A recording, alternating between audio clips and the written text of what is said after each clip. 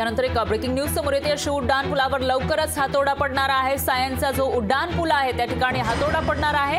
तर इथं नवा पूल बांधला जाणार असल्याची माहिती समोर येते आहे। मुंबईकरांसाठी महत्त्वाची बातमी म्हणावी लागेल। सायन उड्डाण पुलावरून जे लोक ये-जा करत असतात त्यांना आता त्यांचा मार्ग बदलावा लागणार आहे, कारण सायन उड्डाण पुलावर लवकरच हातोडा चालवला जाणार आहे आणि त्या ठिकाणी नवा पूल बांधला जाणार आहे। तर शनिवारपासून इथल्या वाहतुकीमध्ये बदल केले जाणार आहेत आणि त्यामुळे जोपर्यंत आता इथे नवा पूल होत नाही तोपर्यंत आता तुम्हाला वेगळा मार्ग निवडावा लागणार आहे। तर याविषयी अधिक माहितीसाठी आपले प्रतिनिधी स्वप्नील जाधव हे थेट आपल्या सोबत जोडले गेले आहेत। स्वप्नील, काय सांगाल?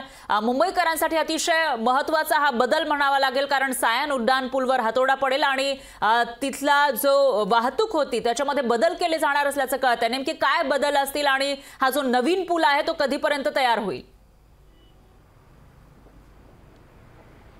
फरा, नक्कीच मुंबईकरांसाठी ही महत्त्वाची बातमी आणि मुंबईकरांना आता पुन्हा एकदा काही वर्ष वाहतूक कोंडीला सामोरं जावं लागणार आहे, कारण सायन धारावीला जो जोडणारा पूल होता या पुलाला तोडण्यात येणार आहे। खरं तर शिवकालीन पूल आहे, हा 100 वर्षांपेक्षा जुना पूल आहे। जी रेल्वेचे 5वे आणि 6वे मार्गिकेचं काम आता सुरू केलेलं आहे, जोरात काम हे सुरू आहे। त्यामुळे सायन धारावीला जोडणारा हा पूल आहे तो तोडण्यात येणार आहे आणि त्या जागी नवीन पूल सुद्धा बांधण्यात येईल। रेल्वे प्रशासन आणि मुंबई महानगरपालिका यांच्यामध्ये बैठका झाल्या आणि यानंतर आता शनिवारपासून या पुलाची वाहतूक आहे ती थांबवण्यात येणार आहे। दरम्यान शनिवार नंतर पर्यायी मार्गाचा अवलंब या ठिकाणच्या प्रवाशांना करावा लागणार आहे, मुंबईकरांना करावा लागणार आहे। एकूण या पुलाच्या आजूबाजूला असलेले जे 9 रस्ते आहेत या 9 रस्त्यांवरती जर वाहनं पार्किंग केली तर कारवाई सुद्धा होणार आहे, दंडक कारवाई होणार आहे आणि एकूण 2 ते 3 मार्ग या पर्यायी मार्गांचा अवलंब करण्याचा आव्हान हे मुंबई महानगरपालिका आणि ट्रॅफिक पोलीस यांच्याकडून करण्यात आलेलं आहे। दरम्यान 5व्या आणि 6व्या मार्गिकेचं काम पूर्ण झाल्यावरती लगेचच या पुलाची पुनर्बांधणी करण्यात येणार आहे। त्यामुळे पुढील 2 ते 3 वर्ष तरी मुंबईकरांना वाहतूक कोंडीला सामोरं जावं लागणार आहे। फरा,